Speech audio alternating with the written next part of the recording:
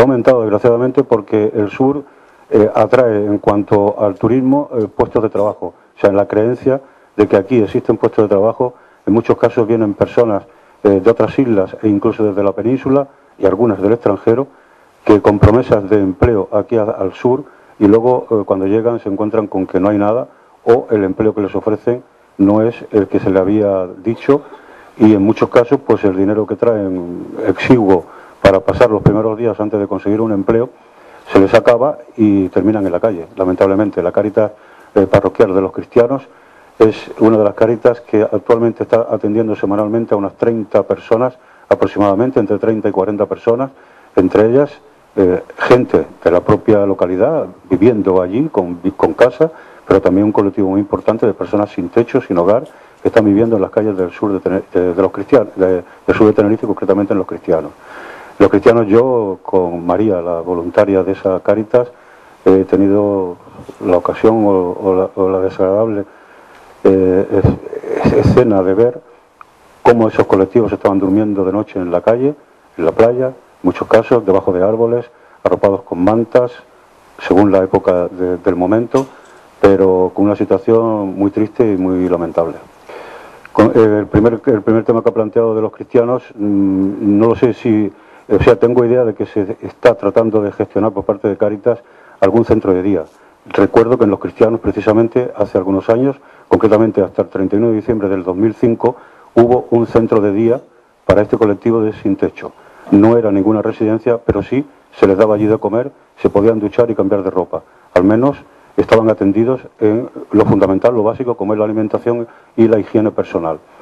Ese centro de día hubo que cerrarlo porque no hubo acuerdo con los alcaldes de la comarca para poder financiar ese centro de día que lo hacía el gobierno de Canarias, y el gobierno de Canarias desistió de la financiación por no haber acuerdo, como digo, con los alcaldes de la comarca. No sé ahora en qué punto está en este momento ese posible centro de día, pero me temo que si no hay acuerdo con los alcaldes no va a haber por parte de Cáritas centro de día. Por otro lado, nosotros desde nuestros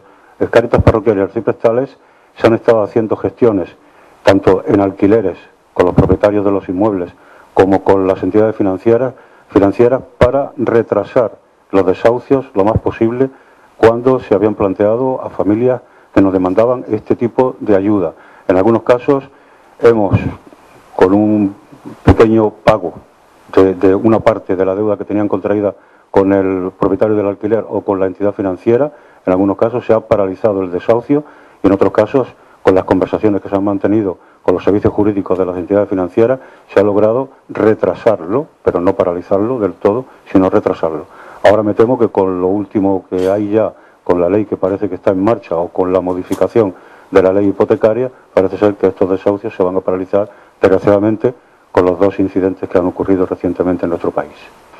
También es verdad que nosotros no podemos hacer más de lo que estamos haciendo con las personas que, como en el caso de los cristianos, están en la calle. No tenemos residencias para ellos, no tenemos medios económicos para poder albergarlos en pensiones o en hoteles, y mucho lo que estamos haciendo es simplemente dándoles de comer, facilitándoles ropa para que se puedan cambiar. Tampoco tenemos ubicación para que se puedan duchar y se puedan asear. Como digo, aquel centro que había en su momento, que se llamaba Emmanuel,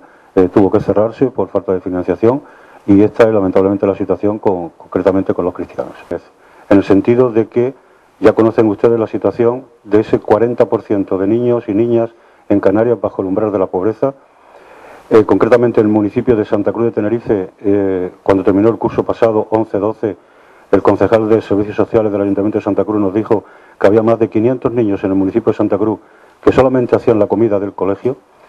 Y concretamente nosotros desde primeros de año, a la vista de esta situación, nos hemos decantado para atender más y mejor a familias con niños entre 0 y 14 años, niños y niñas entre 0 y 14 años,